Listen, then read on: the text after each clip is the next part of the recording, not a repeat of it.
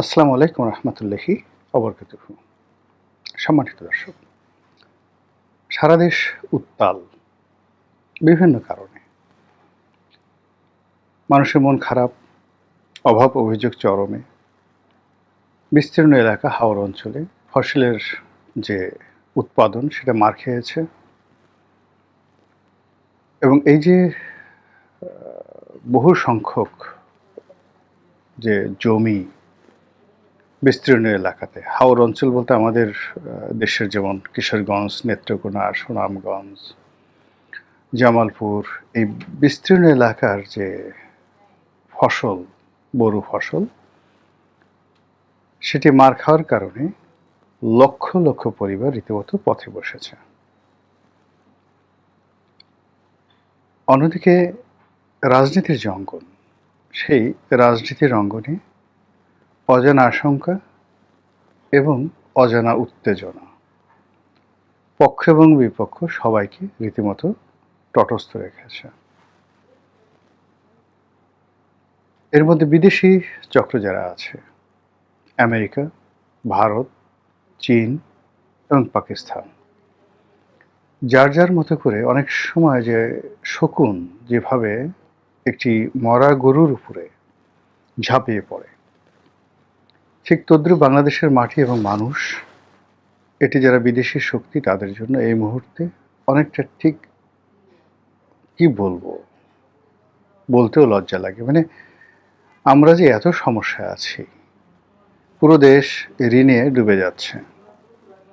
Budgetary সাপোর্টের জন্য আমাদের টাকা দরকার, IMF এর টাকা দরকার, বিশ্ব ব্যাংকের টাকা দরকার, ঋণ পরিশোধের জন্য টাকা দরকার। আমাদের বাংলাদেশ থেকে যারা লক্ষ লক্ষ কোটি টাকা বিদেশে পাচার করেছে, ইউরোপ, আমেরিকার বহু দেশে, সেই সকল দেশ থেকে টাকাগুলো ফেরত আনা দরকার।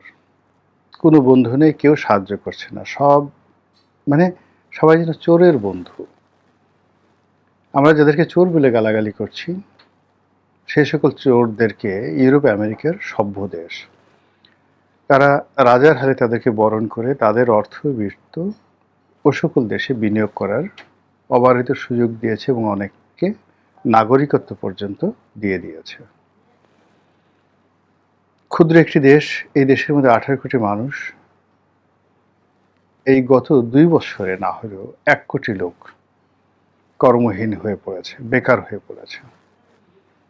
বৈশ্বিক কারণে আমরা কোনো কুল কিনারা পাচ্ছি না, আমাদের এক্সপোর্ট কমে যাচ্ছে, এমনকি আমেরিকাতে আমাদের এক্সপোর্ট মারাত্মকভাবে কমে গেছে।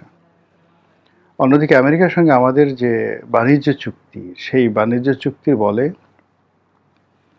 তাদের কাছ থেকে তেল আনতে হচ্ছে বেশি দামে, অস্ত্র আনতে হবে বেশি দামে।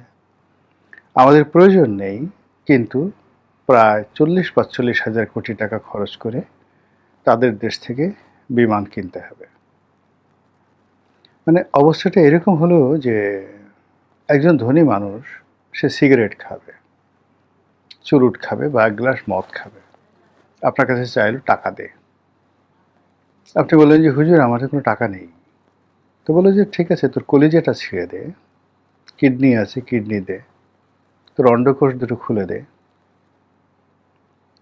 এবং আলটিমেটলি সেই শক্তিশালী বা রাজার যারা লোকজন আছে, তারা আপনার সেই কলিজাটা ফেড়ে ফেলল, আপনার অন্ডকোষ খুলে নিয়ে গেল, আপনার রক্ত সিরিঞ্জ দিয়ে টেনে নিয়ে বিক্রি করে দিয়ে তারপর সেটা দিয়ে সে চুরুট খেলো, মদ খেলো।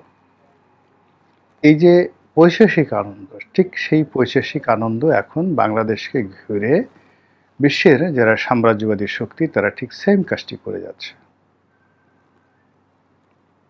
যেখানে আমাদের চাল কেনার পয়সা নেই, তেল কেনার পয়সা নেই, আমরা যে ঋণ করেছি সেই ঋণ পরিশোধের টাকা আমাদের কেন্দ্রীয় ব্যাংকে নেই, সেই জায়গাতে আমাদেরকে এখন বিমান কিনতে হবে, আমাদেরকে এখন আমেরিকা থেকে অস্ত্র কিনতে হবে। আমরা কার সঙ্গে যুদ্ধ করব বলেন তো আমাদের এই অবস্থা নিয়ে? আমেরিকান এই অস্ত্র আমাদের কেন লাগবে? পাকিস্তান আমাদেরকে একটা যুদ্ধ বিমান দিয়েছে,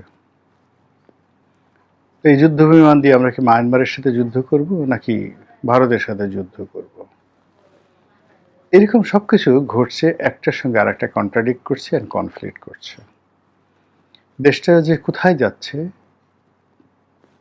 কোনো অবস্থাতে আন্দাজ করা যাচ্ছে না। রাজনৈতিক দলগুলো একে অপরের বিরুদ্ধে চক্রান্ত করছে। একেবারে জুনিয়র এনসিপির যারা নেতৃবৃন্দ রয়েছেন, যাদের বয়স ৩০-এর নিচে, তারা প্রধানমন্ত্রীকে গালাগালি করছেন। বিএনপির যারা লোকজন আছেন, ছাত্রদল, যুবদল, তারা ধৈর্য হারিয়ে ফেলছেন।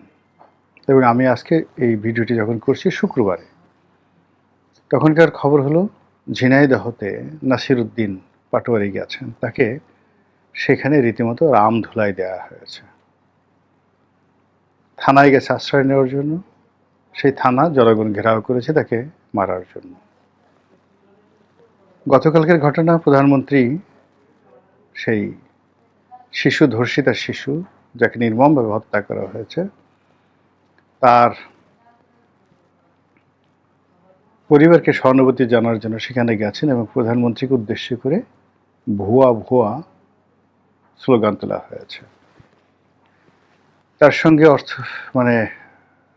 স্বরাষ্ট্রমন্ত্রী ছিলেন, আইনমন্ত্রী ছিলেন, প্রায় সবাইকেই লাঞ্ছিত করা হয়েছে গালাগালি দ্বারা, অঙ্গভঙ্গি দ্বারা, এমনকি ধাক্কা যদি দেওয়ার সামর্থ্য থাকতো সেটাও দিত।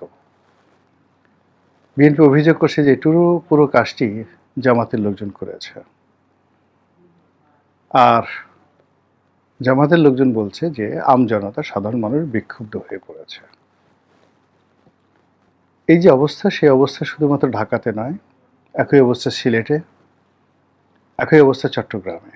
চট্টগ্রামে এক 4 বছরের শিশু ধর্ষিত হয়েছে।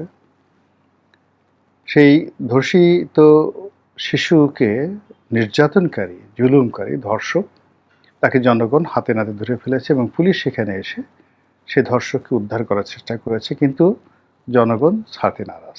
তারা ধর্ষককে নিজের হাতে বিচার করবে। দেশে ইসলামিক দলগুলোর মধ্যে, বিশেষ করে জামায়াত ইসলামী, এই যে ধর্ষণ বেড়ে গেছে, এই জন্য সেই ইসলামী শরিয়া আইন অনুযায়ী প্রকাশ্যে পাথর মেরে অথবা শিরচ্ছেদ করে দৃষ্টান্তমূলক শাস্তির দাবি করছে। স্বরাষ্ট্রমন্ত্রী বলছে যে এটা ঠিক না, এটা মধ্যযুগ না, এখন আইন অনুযায়ী সবকিছু হবে। আর তার এই জবাবে জামাতের যিনি সেক্রেটারি জেনারেল, তিনি বলার চেষ্টা করছেন যে এত বড় সাহস, আল্লাহ রাসূল যে আইন, বিধান, বিধি চালু করেছেন ধর্ষকদের জন্য, সেটার বিরুদ্ধে কথা বলছে, সেটাকে মধ্যযুগের অসভ্যতামি বলছে। ইট মিনস আপনি আল্লাহর আইন মানেন না, আপনি রাসূলকে মানেন না, আপনি হাদিস মানেন না, কোরআন মানেন না।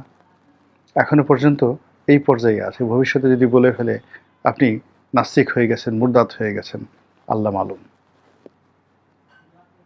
অন্যদিকে শেখ হাসিনা, তিনি 6 মাসের মধ্যে আসার ঘোষণা দিয়েছেন, মধ্যে কিছুদিন চুপচাপ ছিলেন, এখন আচ্ছা মতো গালাগাল করছেন। তারেক রহমান সাহেব, বিএনপি, জামাত, মানে কাউকে তিনি বাদ দিচ্ছেন না। আর তিনি যে একটি বৈধ সরকার, তিনি যে দেশের জন্য অনেক উপকার করেছেন এবং তাকে ছাড়া যে দেশটি চলবে না, তিনি আবার সেই কথা 10 মুখে বলার চেষ্টা করছেন। এর বাইরে সেনাবাহিনীর মহড়া চলছে, সেনাবাহিনী ব্যারাকে ফিরিয়ে আসছে।